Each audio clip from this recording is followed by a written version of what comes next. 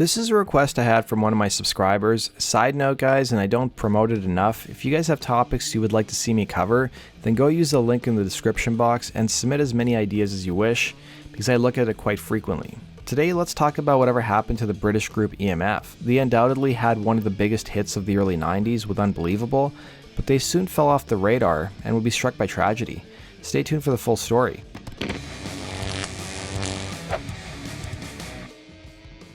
Hailing from the English region Forest of Dean, vocalist James Atkin, drummer Mark Decloedt, bassist Zac Foley, and keyboardist Derry Brownson would meet in school and play in different bands around the local music scene. They would come up with a moniker E.M.F, which stood for Epsom Mad Funkers, a term that was coined by a writer of New Musical Express for fans of the group New Order. In the early 90s, as the band rose to prominence, there was a lot of media coverage over what E.M.F stood for, with the Washington Post, who profiled the group in 1991, writing, "The band officially claims it stands for Epsom Mad Funkers, but if you follow the pop scene at all, you've heard another meaning, Ecstasy Mother Effers, which you can hear in a rude manic chant heard on the flip side of their hit single." The band's drummer would tell the paper, "I think the latest one I've heard is Eat More Fruit." And there's some I wouldn't like to repeat. I remember one show a girl came up with a list of 100 different names she'd come up with. I'm sure the British band KLF got the same problem, he'd say. The four members would meet keyboardist and guitarist Ian Dench at a local Battle of the Bands contest. Dench proved to be the missing piece for the band, as he had already been playing in the music scene for nearly a decade, mostly in the group Apple Mosaic. Dench would drop out of his art program at Oxford University to pursue music and learn that his rundown home he lived in was next door to a serial killer named Fred West. After Apple Mosaic fell apart, Dench would be dumped by his girlfriend, who thought his prospects looked pretty grim. He would recall to The Guardian, "I hitched a lift home and a lorry dropped me on the M50. I remember this cool kid named James that I met at the Gloss Music Company who had kept saying, 'You should come to Forest of Dean, we've got this great band, we wear Afghan coats and play death metal.' I phoned him from the call box. 10 minutes later, he arrived with Zach. We went out and got drunk, and I didn't go home for 3 days," he'd recall. Dench, who was older than the rest of the members, served as a type of father figure for the band and gave them musical direction. Dench lived in the town of Gloucester, but his bandmates hailed from the small village of Cinderford. Dench suggested to the LA Times that some of E.M.F's perspective and personality was tied to the isolation of their village life, revealing, "People in Gloucester always say, 'Oh, don't go to Cinderford, funny people, they're funny people.' But they're really kind of warm, friendly, energetic, drunken, mad people, inbred sort of. Some small community that's kind of gone wild in the middle of these woods. That's the most notable thing about people in the band. They have that sort of oblivious energy, do their own thing. I think that's one of the driving forces," he'd say. After adding Dench to the lineup, they would hold rehearsals at a clothing store that was owned by Brownson. Brownson would tell the Seattle Times, "We didn't sell a lot of clothes, it was just a good place to hang out, listen to records, and get wrecked. I finally went bankrupt, so I had to do something else. We got the band, and it's been decidedly downhill ever since," he'd say. By the point Dench joined, the band had already had the name E.M.F, but they hadn't yet written any songs. One of the first sources of inspiration and the biggest song the group would write would be their huge hit Unbelievable. That girlfriend who broke up with Dench served as the inspiration behind the track, with him telling The Guardian, "One day I was riding my bike home, still obsessed with this girl who had dumped me, and the idea just came to me.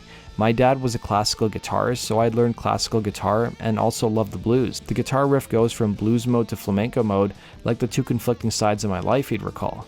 Frontman James Atkin would tell The Guardian how they wrote the song and their first album, recalling, "We'd sit around Ian's mom's piano with this really primitive synthesizer and wrote 10 songs that ended up on the Schubert dip. I said I want to be Chicago house, Detroit techno, but Ian pulled us back into the crossover indie dance.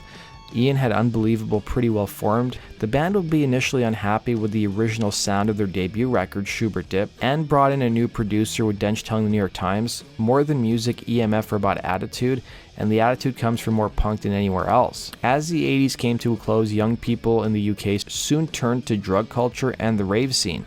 It was this culture that seeped into E.M.F's music, with Dench telling Fred Bronson's Billboard Book of #1 hits, "I've always had a white rock background, the Smiths, Echo and the Bunnymen, that type of stuff.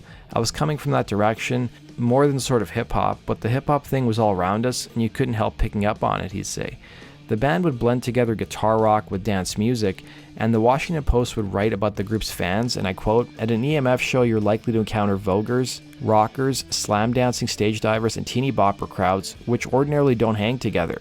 A lot of the media coverage of the band would lump them in together with other British bands, with the Washington Post writing in 1991, "Traditional rock music hasn't been making it on the charts lately, dance music rules," and in England that goes double, with London's influential warehouse rave scene dominated by DJs and house and hip-hop.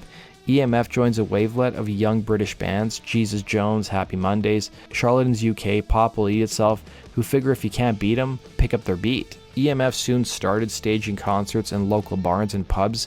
In addition to having their own mini raves, with Dench telling the New York Times, there'd be about 100 people messing about in the woods, getting drunk, skinny dipping, and having fun. It didn't take long for record labels to invite the band to London to play showcases for them, but instead the band turned the tables, inviting the labels to their neck of the woods, allowing them to witness the local scene that E.M.F. helped foster. Atkin would tell The Guardian, "People were literally climbing through pub windows to try to get to our gigs. Before we knew it, Virgin, Island, and EMI were offering us big bucks. We looked to American hip-hop for fashion, and we used our first advance to buy really big, dodgy puffer jackets like E17. E.M.F. would be signed to label EMI after only 4 gigs.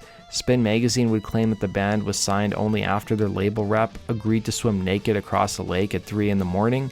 And less than half a year after signing with EMI, E.M.F's single Unbelievable would become a worldwide hit. Apart from being one of the most popular songs of the early 90s, it was also notable for its use of sampling. The O part of the song was sampled from comedian Andrew Dice Clay. It would be Def Jam, the record label, who owned the rights to that sample, with Dench recalling to The Guardian, "We couldn't get a hold of anyone in Def Jam's office to clear it. We were flown out to Los Angeles to meet EMI, and I happened to see Rick Rubin, the founder of Def Jam, sitting in the Rainbow Bar and Grill on Sunset. I asked if he'd clear the sample. He said, fax my office in the morning, and he did it for free." The success of Unbelievable pushed the group's debut album to go platinum.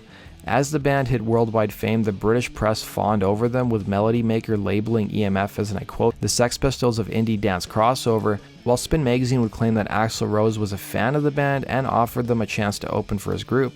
But the band also had their detractors. Some claimed they were a manufactured act, with Enemy referring to them as, and I quote, "new kids on the block but with attitude." But the sudden rush of fame took the band by surprise, with the group's drummer telling the Washington Post, "We did it in this real budget studio, and we were all excited about just recording anyway.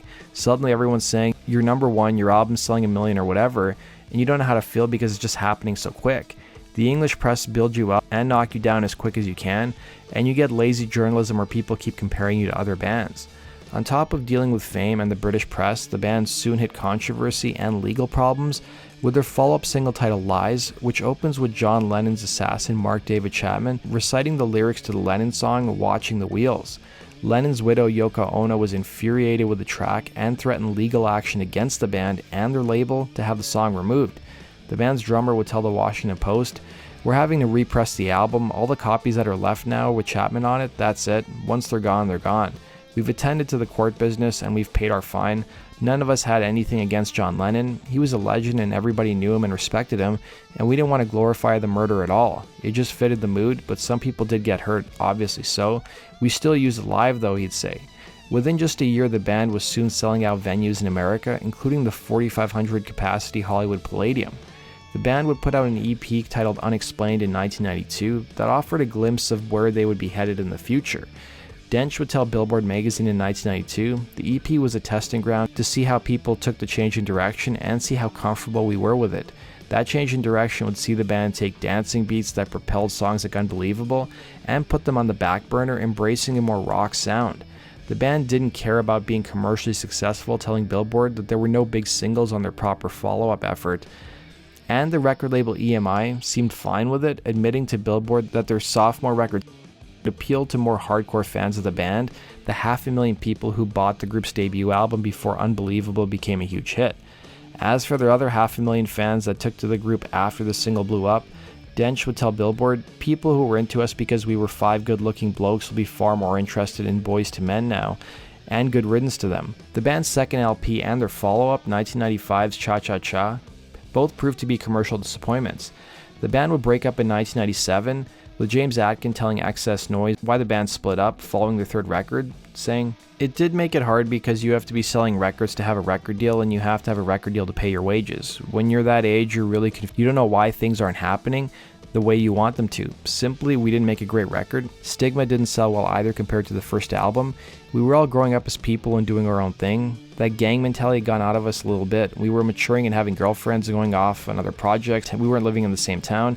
In hindsight, looking back, I can see how we lost our way after all the success. You kind of lose yourself a bit.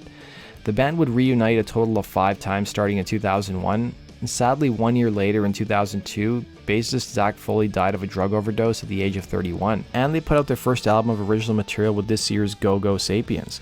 Outside of the band, the members have pursued other musical projects, with guitarist Ian Dench being a senior executive at Epic Records in New York, and he co-writes music regularly for some of the biggest pop stars in the industry, including Beyonce and Shakira. That does it for today's video, guys. Thanks for watching. Be sure to like button and subscribe. We'll see you again on Rock and Roll True Stories. Take care.